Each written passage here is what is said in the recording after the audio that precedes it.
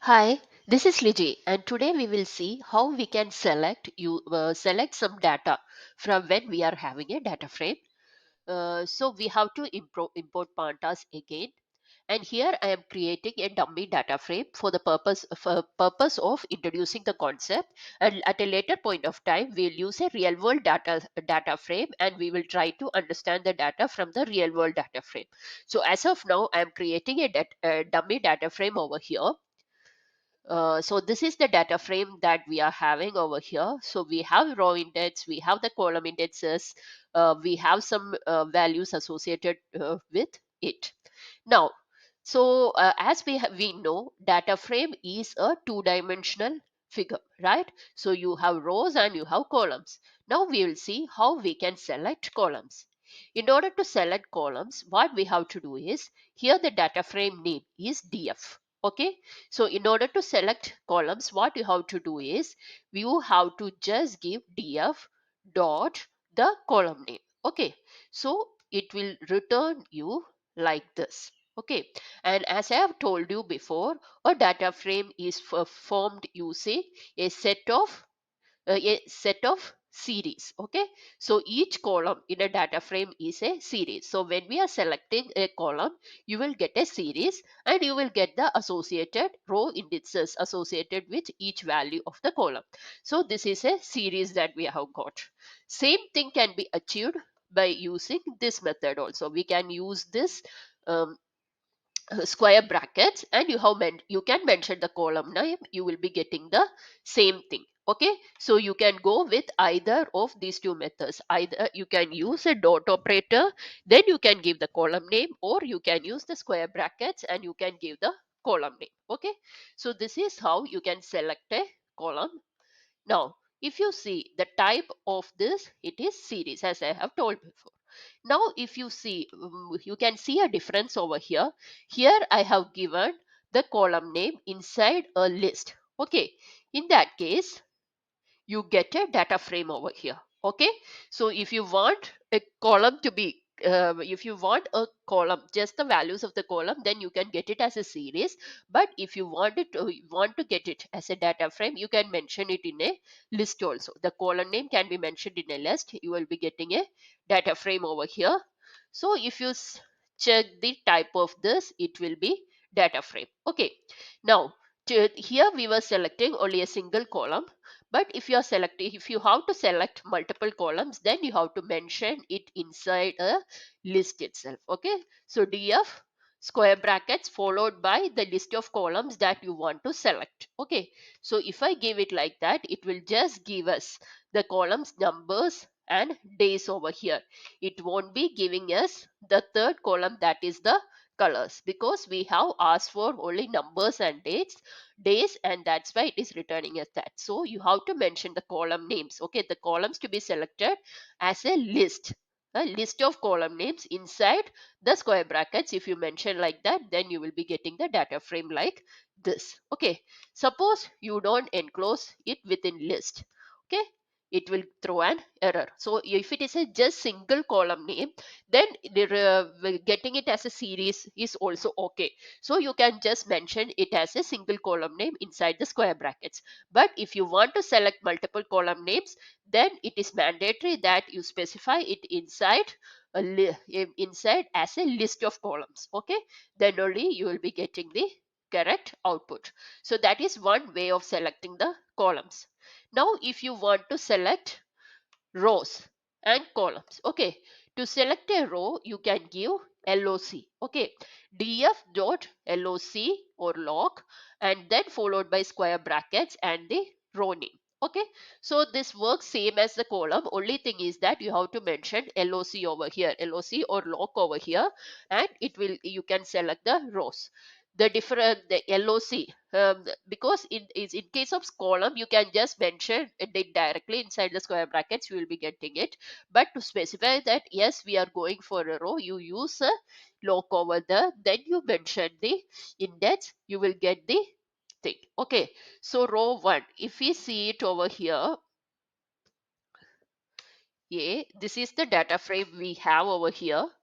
Okay, so row 1 is having numbers as 1, days as Sunday, and colors as red.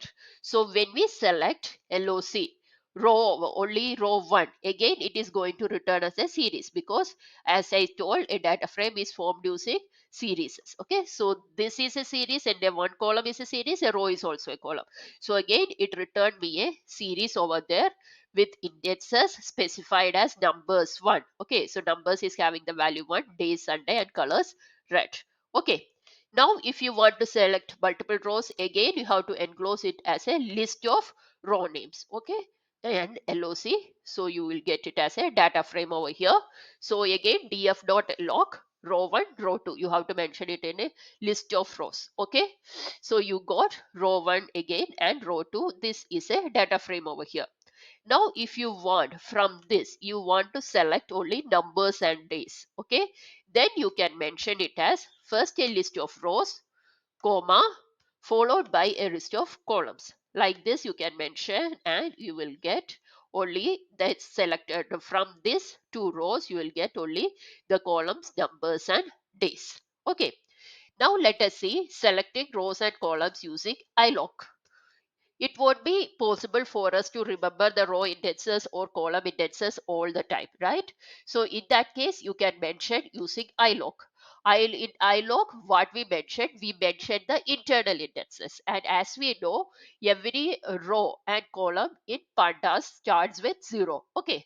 So suppose you want to select row 3, first row and third row. Okay. So you mentioned the index 0 and 2, and the columns, first column and the third column, you mentioned the indexes 0 and 2 again. So I am selecting it over here. See, I got it, right? So I am getting row 1 and row 3. Row 1 will be having index 0 and row 3 will be having index 2, right? And again, I am selecting the columns. First column was number, so it is having 0 index, and the last column was colors, it is having the index 2. Okay, so like this also you can mention. So you have to use iloc use over here when you are using internal indexes. In case of loc, you will be mentioning the indexes that is displayed on the screen, the indexes that is visible to the user. Okay, so the index names you will be mentioning in case of loc, and in case of iloc, you are mentioning the internal indexes. When we are mentioning the internal indexes, you can even mention the slices. Okay, so here I am mentioning, I want to get the initial 0 to 4. Okay, initial 5 rows, and I want to get from the second column onwards. So I'll be getting that. See, so we can mention the slice also over here in case of iloc, because it is integer indexes, right? You can mention it in case of loc also. In case of loc also, you can mention the slices provided the indexes are integers over there. Okay, but here in iloc, anyway, you can mention the slices, because we have integer internally, we have internal indexes, and we can mention it over there. And when we are specifying the internal indexes, okay, I mean slice over here, then you know, you should note that you are not using any list like this. Okay, here we are using list of indexes, right?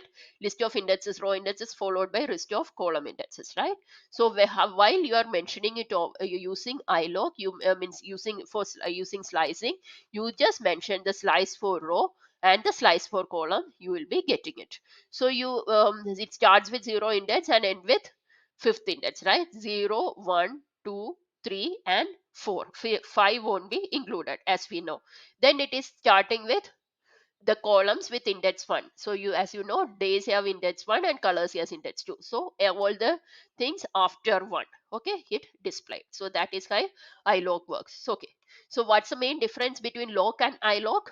Loc refers to actual index names of rows and columns, and iloc refers to the index position, internal index position starting from zeros. Okay, now, when we are having these rows, columns, when we are retrieving rows, columns, and things like that, there are many functions associated with each of these. Okay, so all these functions you can refer to you over here.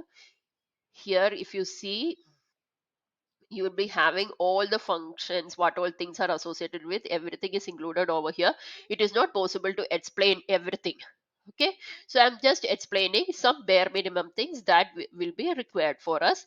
And you during in the next tutorial also we'll try to understand a data using a real world data set. That time also we will use some of these functions that whatever is available to us. Okay, now suppose I want to find the mean of a column. What I can do is df dot numbers. Here I have only one integer column, right? So I'm just using df dot numbers. Okay, this is how I select the series, right? That column, right? Then I am getting the mean. So I got the mean. Suppose I want to multiply, I want to do some manipulation on this column, right? Like I want to multiply the entire column by a number. Okay, so I'm just doing, see, entire column. If I I'll do one thing.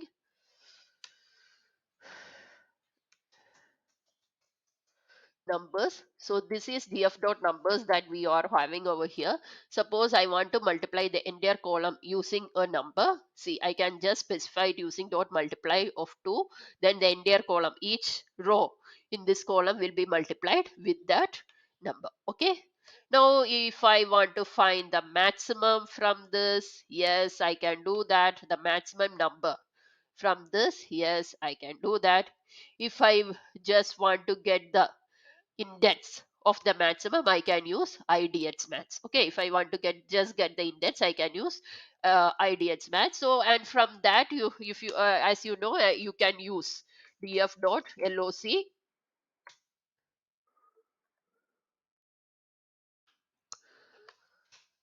If you give like this,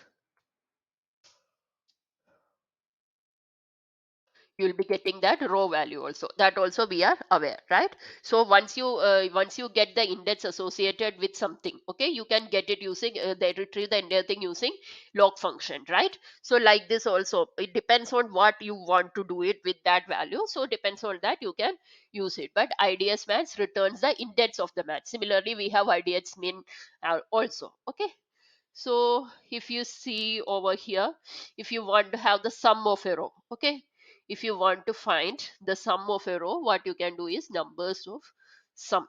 Okay, there is a function associated there which gives up the sum of the rows. And if you want to add 2 to the row, 2 will be added to each and everything. But if you want to find, okay, you have the column over there. Now you want to have the min data and the max data over there. Then you can use the aggregate function also, and you're in the inside in the square brackets you have to pass what all aggregate functions you want to perform over there. So you will get that. Okay, this is the min value, this is the max value. So there are many functions associated with the series. You can go through this, you can see what you want. Means depending upon your need, you can just check what all things are present over here and you can use it. Okay, now coming over here, suppose you want to group the values that you have. Okay, group by something. Suppose you are checking a car data set. Depending on a type of vehicle, depending on a type of car, you must be needing to know the average mileage, or you must be needing to know how many cars this kind of car is manufactured in India or sold in India. All those details you might be wanting to know, right? So there should be some provision by which you can group by the data based on some values. Okay, so here we are grouping by using numbers. Okay, and I am finding the count in each number. See, so we have 1 repeated 3 times, 2 repeated 3 times, 3 repeated 2 times, and 4 repeated 1 times. Okay, similarly you can use this value counts also. It will return you the same thing. So whatever thing you want to do, means for what column you want to do all these operations, you can mention. Okay, here it is grouping by using numbers, but you can group by using two columns also. That is also quite possible. We are grouping by numbers and days, then we are getting a count of the colors in this. Okay, so if you see, number one is having 2 days associated with it, that is Monday and Sunday. And in Monday we have one color and Sunday we have two colors. So we have two colors associated like that. It will give those kind of details also. So when we are grouping by using two columns, you get it as a data frame. Yeah, means you get it as multi-index thing over here. If you see, it is a multi-index thing, right? So you get it as a multi-index thing. Now if you want to sort the values, okay, so df dot sort values, you specify on basis of which column you want to sort it, you will be getting it. See, so depending on the numbers, the entire data frame is sorted. So you can specify a string thing also. So here, depending on the days, entire thing is sorted, and here it will be doing in the alphabetical order, or the it will be taking care of the ASCII values, and it will be doing the sorting for the objects. You can sort it basically on the basis of indents also. This we are sorting on the basis of values, right? So that's why we mentioned it over there like that. But if you want to sort, see, values is when you are specifying a particular rows or columns, you use sort values. But if you want to sort on the basis of indexes are these row indexes or the column index, row indexes or the column index, or whatever. So if you want to specify it using index, you can use that also. Sort index, it will take the row index and it will sort on the basis of that. So row 1, row 2, row 3. So I'm just doing a transpose is it. So transpose of it, in that case, the rows becomes columns and columns becomes rows, right? Then I am doing the sorting. So if you see over here, it did the sorting over here. It has the colors, days and numbers. That is, the column became the row indexes, and it sorted on the basis of that also. Okay, so depending on the way you want it, you can do the sorting part. So for selecting the data, in case of pandas, we can just specify the column names, and you will be getting the, you can retrieve a particular column. You have to mention the columns. If it is just a single column, you can mention it as inside the square brackets directly. But if you want a multiple columns, then you have to mention it as a list of columns in square brackets. You can use log to select a particular row or a particular column by specifying its indexes. For that, you can use log. If you want to select using internal index, you can go for iloc. Okay, so in case of log, you give the actual name, and in case of iloc, you give the index position only. There are many functions associated with this the series. Then you can use mean, multiply, add, sum. All these functions are available. It will perform the operations on a series, and it will return us the values. And depending on the way we want to use it, we can use it. Then there is group by, which will groups something on the basis of some value. So you can just mention how you want to group it, the columns you want to group it, or what a group by basis of bar you want to group it. You can mention it over there, and it will do the group by operation. Once the group by operation is done, what should be, how you want to display it. Okay, whether you want to display it on the basis of size, or you can display it on the basis of average value. You can display it on the basis of some maths value. It's different ways you can display it also. Okay, so in that case also we can do that. Again, value counts will return you the number of it will internally perform the group by operation, and it will return the count associated with each groups. Okay, that is a value kind of count function which does this group by operation and returning the count inside internally, that is associated. You can group by on the basis of a list of columns also, that is being specified over here.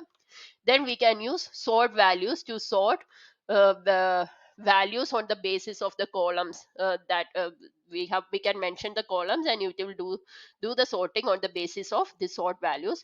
If you want to sort on the basis of index, you can use sort index also. That's all for today. In the next tutorial, I'll be taking a real world data set, and we'll be trying to understand the what all information we can get from this real world data frame. Thank you all.